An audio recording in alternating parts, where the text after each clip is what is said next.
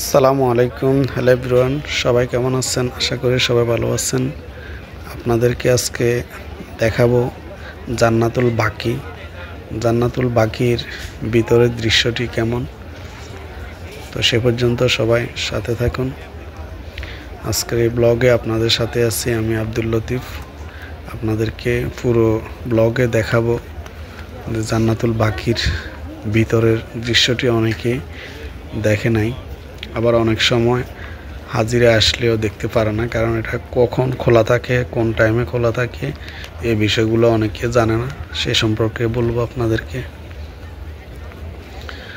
আসলে সবসময় জান্নাতুল বাকির গেট খুলে আসরের নামাজের পর।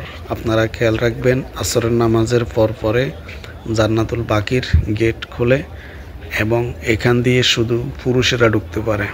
জান্নাতুল বাকিতে কোনো মহিলাদের এলাও নেই, শুধু পুরুষেরা। এটা হচ্ছে জান্নাতুল বাকি। আর জান্নাতুল বাকিতে এখন যদিও পুরুষদেরকে ঢুকতে দেয়, কিন্তু কোনোভাবে ভিডিও করতে দেয় না, ছবি উঠাইতে দেয় না। এটা খুবই কড়াকড়ি করে ফেলছে, কারণ যাতে কেউ ভিডিও বা ছবি না উঠাতে পারে, পুলিশ দাঁড়িয়ে থাকে।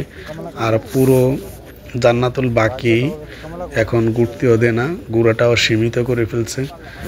আপনি গেট দিয়ে ঢুকি এক পাশ দিয়ে পুরোটা দৃশ্য চোখে দেখতে পারবেন, তারপর আরেকটা গেট দিয়ে বের হয়ে যাবেন। পুরো জান্নাতুল বাকির ভিতরে ঘুরতে দেয় না। আগে যদিও পুরো জান্নাতুল বাকিতে সবাই ঘুরতে পারতো বা ঘোরার মতো জায়গা আছে, এখনও আছে, কিন্তু ঢুকতে দেয় না। এখন আর পুরাটাতে ঘুরতে দেয় না। জানি না কি কারণ, কেন সেটা জানি না। হয়তো বা মানুষ মাটি চোরাচুরি করে বা কবর উপরে উঠে যায়, এ জাতীয় কোনো ঘটনা হইতে পারে, যার কারণে দেয় না। তো সবাই ভালো থাকবেন। আল্লাহ হাফেজ। আসসালামু আলাইকুম রহমতুল্লাহ।